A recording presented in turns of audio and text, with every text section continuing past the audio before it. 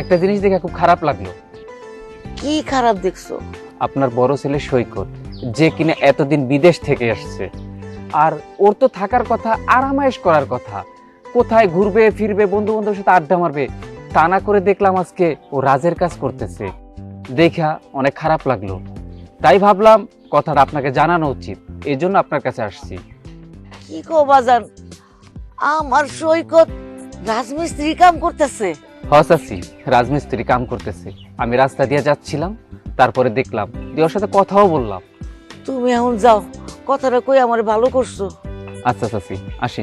আসসালামু আলাইকুম।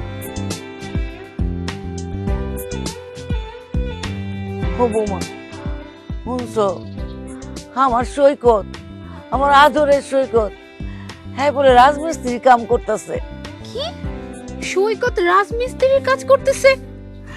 মা, এই সব কিছু কাদের জন্য হইতেছে আপনি জানেন? এই সব কিছু হইতেছে যে আমার শ্বশুর, আমার দেবর ওই শুভ, আর এই দেবরের বউ, এই তিনজনের জন্য এইসব হইতেছে। আচ্ছা, সৈকত কি এত কষ্টের কাজ করতে পারবে বলেন তো? আমি অনেক সহ্য করছি বৌমা, আর না, আমি এর একটা বিহিত কইরাই ছাড়বো।